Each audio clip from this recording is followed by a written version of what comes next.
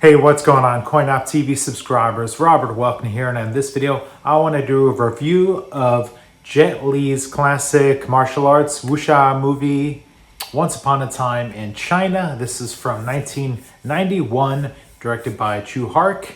I'm going to give my letter grade and some spoilers at the end of this movie. I've been watching the Once Upon a Time in China series through the Criterion box set that came out, I believe this came out last year.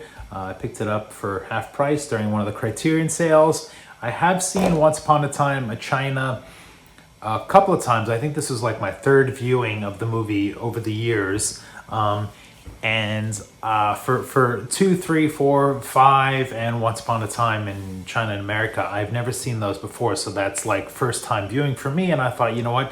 Let me just hit record on the camera, take some notes, do some reviews of these. Hopefully I'll get some comments and feedback. I have a feeling I'll get a lot of comments on this video because I'll tell you straight up, it's not my favorite movie of the lot, so we'll see how that goes. But first, let me get to the IMDb synopsis here, and then I'll give you my thoughts from my notes and stuff. So from IMDb, legendary martial arts hero Wong Fei-Hung fights against foreign forces plundering of China. When Aunt Yi arrives back from America, Wong Fei-Hung assumes the role of her protector. It's a little bit of a broad synopsis there. Maybe that's kind of like the first chapter of the story, or like the introduction, the inciting incidents. So this movie stars Jet Li as Wong Fei-Hung, legendary classic Asian cinema hero, hundreds of movies and stories penned after him, and this was kind of like the launching pad for Jet Li to really be elevated into like mid-tier to like a top-tier action martial arts movie star. So that was very important. We also get Yuen Biao in this, Rosamund Kwan, and a motley group of students like Jacky Cheung as Bucktooth So, Yuen Gam-Fai as Kai, and Kent Chang as Porky Wing. Apologies if I'm not saying those names correctly. So let's get into my notes here. Very popular, important film to Hong Kong cinema and Jet Li's legacy. Even though I've seen this movie a few times, it actually kind of fails to resonate with me. Most people describe this movie as a story where outside forces like the Americans, the Brits, are encroaching on Chinese soil. But those elements are, even though they're kind of there, I feel like the heart of the story is more about the Chinese rival gangs and them kind of fighting back and forth amongst themselves. And the Americans and the British soldiers, while they're there and they do play an important part, I feel like they're almost like secondary. So that was kind of interesting to kind of, dip into this, into like trying to have critical analysis, critical theory watching this.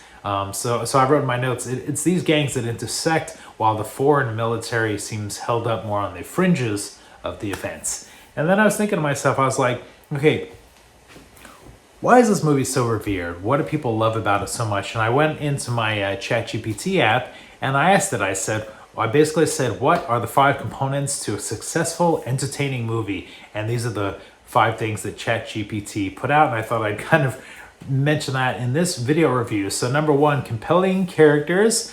I do agree that Jet Li as Wong Fei-Hung and some of the other characters were compelling. Engaging plot was number 2. That's where I think things kind of fall a little flat in this movie. A lot of times I wasn't engaged and I was actually kind of bored, and I was kind of looking at my watch going like, okay, how much is left of this movie? It's a really long movie and there's a lot of stuff in it, and there's a lot of areas where there's like jokes and then serious, and things don't really flow kind of coherently, or maybe I was just losing interest. I don't know. Number 3, visually appealing. I would say yes, that this movie has that. It's visually appealing, great costumes, great cinematics, great shots, some moving camera, a lot of clever use of hiding the wirework stuff and intercutting with that. Number 4, strong pacing. That's another thumbs down for this movie. Pacing was really not strong at all. Very slow opening act. a lot of areas where I was just like, okay, let's pick up the pace, let's go. So that's another thing that's a knock. And then finally, ChatGPT says that another component of a successful, entertaining movie is memorable soundtrack, which I actually got a chuckle when I read that. The score and the music is okay. There's the main theme song, the Wong Fei-Hung theme song that plays over and over in different parts and in the intro, and that's great and that's memorable, and that's kind of reused in some of the other movies as well. So let me get back to my official notes here. So when it comes to the release here, this is the first time I was watching on Blu-ray. I've seen this on bootleg VHS, DVD, streaming, and this is the first time kind of watching on Blu-ray. And I think Criterion did a pretty good job with this collection, but I would say that the first movie, the picture quality is very low. Colors, dirt, artifacts, things do not look like they've really been handled in pristine shape, and it's possible that the source material isn't so great. And then I just look at these and I go, man, this is like in the 90s. I mean, like in US cinema in the 50s, we had like pristine film prints, colorization, those kind of things, sound. And here we are in the 90s. I guess there was just like a different care to Hong Kong cinema in the 90s. And the preservation, was really kind of like hit by that. So I don't know what else Criterion could have done, but I wrote down my notes. I'm sure Criterion did the best they could with the source, but I don't understand how a major movie production could look so bad. It's not the worst thing, but I was expecting, from watching old VHS and DVD boots or copies and stuff, that this would really be pristine, and it wasn't. The good news is, though, spoiler alert for 2, 3, 4. So far, those that have been watching those, and those look better. So it's just the first movie that looks kind of poor quality. Let me see what else I wrote in my notes here. The Americans are so silly and hard to take seriously, and everyone in this movie appears to have gone to the Stormtrooper, the Star Wars Stormtrooper school for aiming guns. So the Americans in the movie, they're just bad actors, bad casting, bad costumes, hats that are sort of like covering their face, and people that just look like they were plucked off the street and said, okay, you're white and American, be in this movie and stand here and hold a gun and point it, try and read some of the lines, figure it out.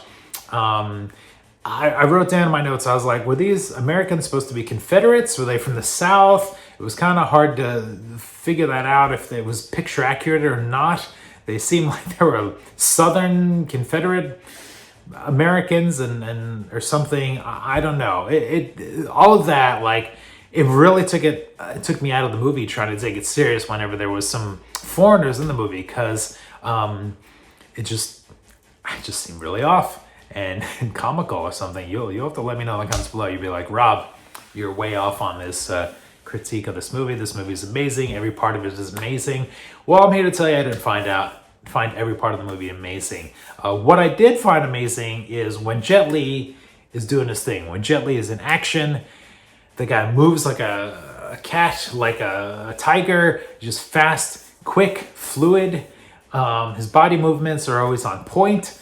The final fight scene in the warehouse with the ladders is pretty memorable. That's kind of a big standout scene.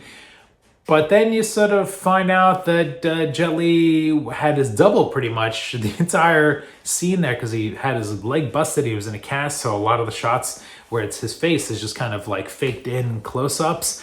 And then I was like, oh man, the best part of this movie is Jet Li's stunt double, with ladders. So, you don't realize that at the point of watching it, but after the fact with the behind the scenes, that kind of takes a little of the luster out of things there. So here it is, a little bit of a slam, and I do get a little more positive with the second movie, as I think a lot of people will both agree that Once Upon a Time in China 2 is superior than 1. But unfortunately, when it comes to Tsui Hark, I think this is an example of terrible storytelling. Many plot elements take place off screen, kind of an early inciting incident. In the movie, somebody is shot by a U.S. soldier. It sort of happens off screen-ish. you don't really know who the person is. You don't even know why. It kind of triggers like kind of a set of events into place. You got to set that up better if that's like your inciting incident to kind of kick off the story of the movie. So that's like, you know, my Hark knock there to the director. There's some characters in the movie who sort of appear, disappear with little rhyme or reason. It does feel like it was kind of thrown together. I did watch some of the special features on the set. So far, I've been knocking those out as well. And there's one of the American guys, I think he was in the third one. He was talking about like how he just like had lines kind of handed to him, like, and it looked like the day of, and it seemed like a lot of stuff was being made up and things that he was saying wasn't even in the final dubbed over version. And as I'm watching this, I'm like, yeah, it does kind of feel like a lot of this is thrown together. And I know Jacky Cheung movies are like this as well, and that's kind of a knock to them as well. It's like the action's great, then we get to the story moments, and things are kind of thrown together. So for those reasons, I can't give it big high grade and high marks. Another knock, and I think everybody will agree with me on this note, is that Yuen Biao is completely wasted this movie. He feels more like a sidekick character than a lead or co-lead. I've heard that there's much behind the scenes drama with this, how he felt that he thought he was going to be the lead and wasn't. Big waste. I wish maybe he wasn't even in the movie at all, because it was kind of a distraction as a Yuen Biao fan, having him in the movie and not really like a co-lead, something kind of a washed out character. So here's my letter score. Once Upon a Time in China, I'm going to give it a letter grade of a C-. Below average for me. C is kind of like average. I feel like there's parts that are above average and stand way up, but I believe that a lot of this movie is below average or average, below average. You let me know in the comments below. I'd be curious to read some comments. This video is way longer than I thought it was going to be, so we'll see if I can make parts 2, 3, 4, 5, and 6 a little shorter. We'll see how it goes. So thanks so much for watching. If you're brand new, please like and subscribe to this video. I look forward to reading your comments. For CoinUp TV, we'll see you next time.